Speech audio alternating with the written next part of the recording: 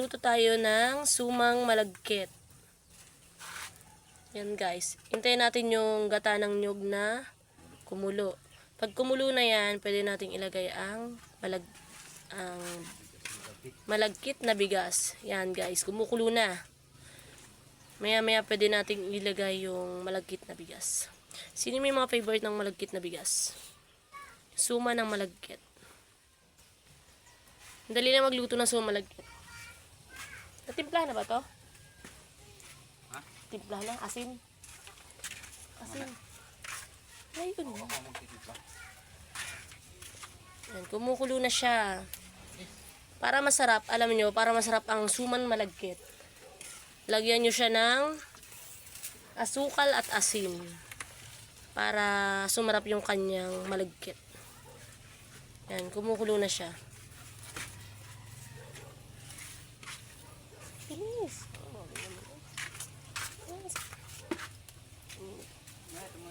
Hindi, ito.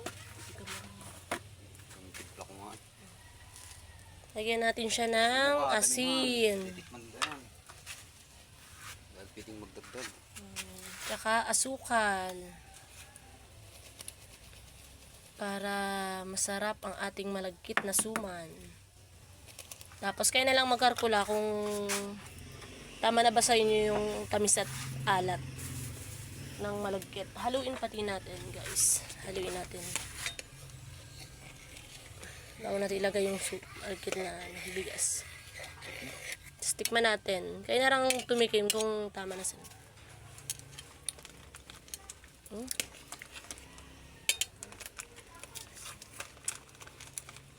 Yan, lagay mo na yan. Ilalagay na natin ang malagkit na bigas. Hintayin lang natin yung lumambot. Lumambot lang na kaunti. Kahit hindi sobrang lambot. Kasi babalot pa natin yan sa dahon na saging. Dahon ng saging. Yung dahon nga pala ng saging guys ay nilaib na natin yun. Kasi pag hindi mo nilaib yung dahon ng saging, halu-haluin nyo lang lagi. Kasi baka dumikit sa kawali. Kasi pag hindi nyo, pag hindi nyo nilaib yung dahon ng saging pag binalot nyo, napupunit yung saging. Hindi nyo siya maibabalot ng maayos.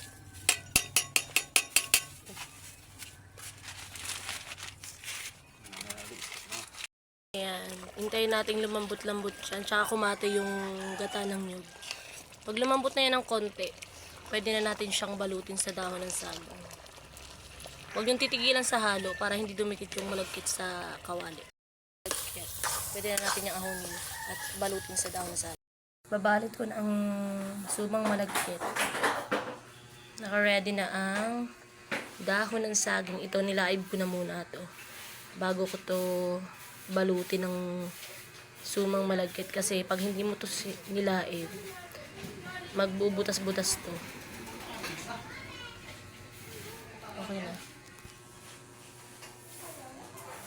Yan, may gunting ako dito. May gunting ako. Kasi puputulin ko yung tangkay nung saging. Tsaka may tali rin ako dito. Panali dun sa sumang.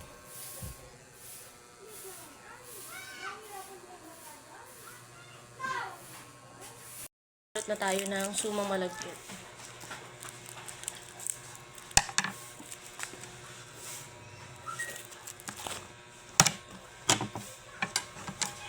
Guys, putulin muna natin yung dahon kasi masyado siyang mahaba. Putulin natin yung kanyang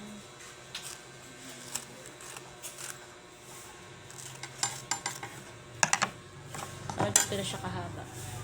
Tapos, syempre guys, punasan natin para malinis yung dahon sa atin.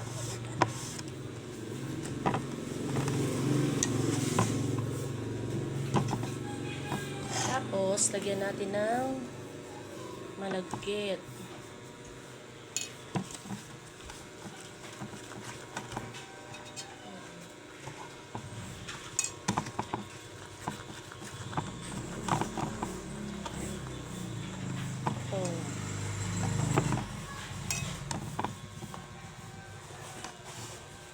Siyempre pang negosyo guys, kailangan ay kalkulado nyo kung anong dami ng ilalagay nyo para tumubo kayo. Ito guys, okay na yan. Pwede na nating itinda yan. Ayan, lagayan. Ayan. Another. Pitin uli natin.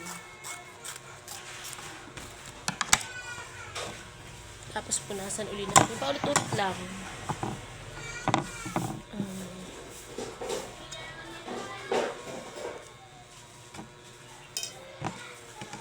Ayan guys.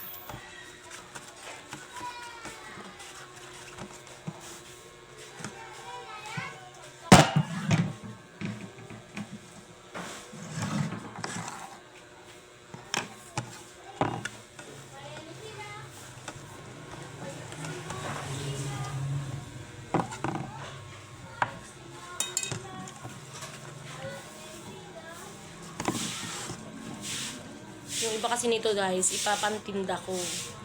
Tapos yung iba, almusal namin para syempre guys, hindi na tayo bibili. Diba? Para-paraan tayo kasi mahirap ang buhay. Yan guys. Yan. Pag yayapusin nyo yan guys, oh. Yayapusin nyo yan. Pag didikitin nyo yan, tapos tatalian nyo yan. Para pagluluto, hindi sila hindi mapasok ng tubig. Yan guys, tatalian natin yan ng straw. Taling straw. Yan guys, ganito ako magtali. Yan.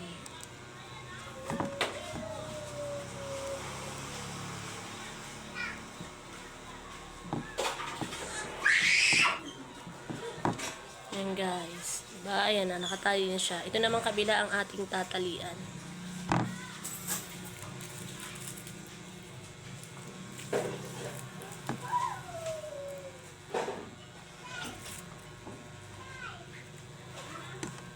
Guys, ito na.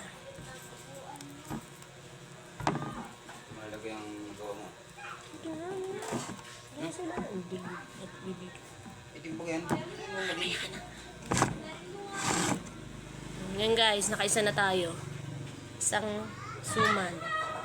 Tingnan natin kung ilan ang magagawa ng 1 kilong malagkit. Yan guys.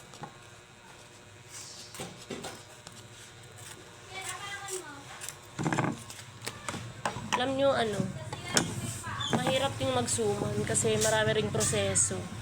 Sa pagkakayod na lang sobrang hirap na.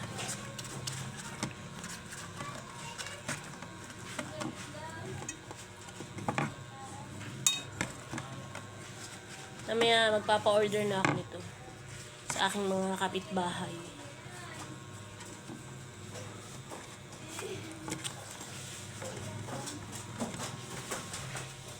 Another.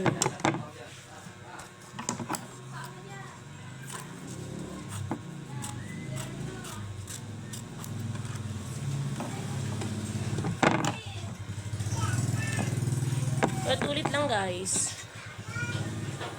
Sandok.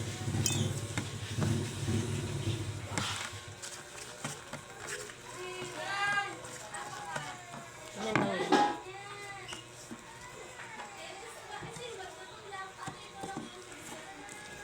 Kasi may favorite ng sumang malagkit. Kasi ako talagang favorite ko to, tsaka yung mga anak ko.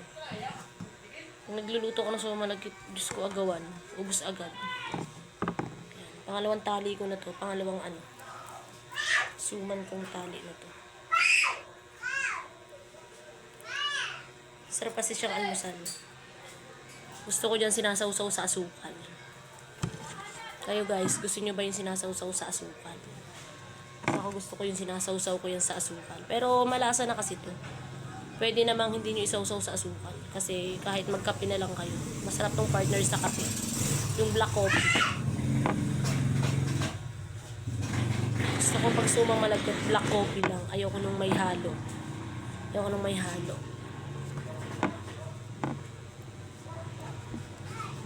Comment kayo guys kung anong gusto nyo partner sa suman.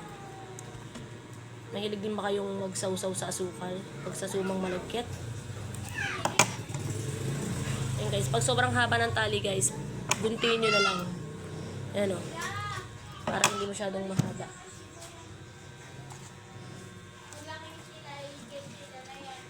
Nakadalawang tali na tayo.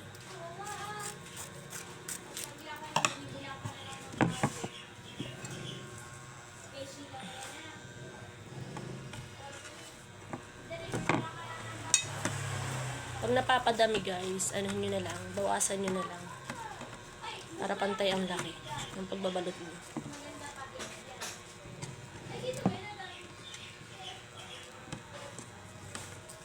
Dupiin nyo sa atin. Yan. Okay. Diba? Pantay-pantay ang laki. Kasi, okay lang hindi pantay ang laki dun sa pang-almusal na kakainin nyo. Pang sarili nyong kakainin. Pero dun sa paninda, sa pang-negosyo, kailangan pantay. Para isang laki.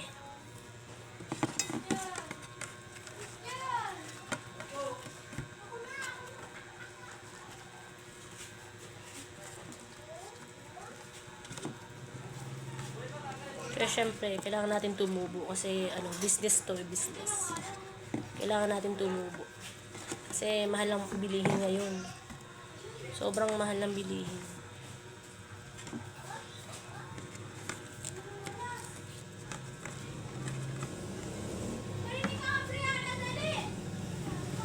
Another. Kuha tayong panali kasi wala akong panali.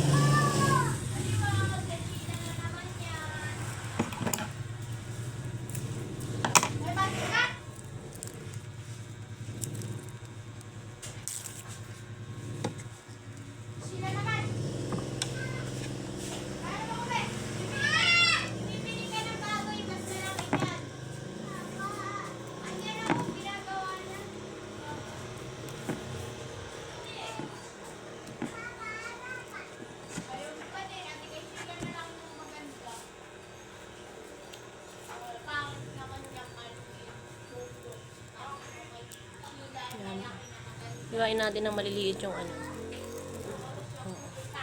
para maitali natin yung sa suma, malagkit.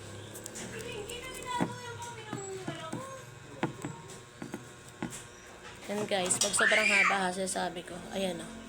Putulin nyo na lang ng gunting. Yung mga sobrang tali.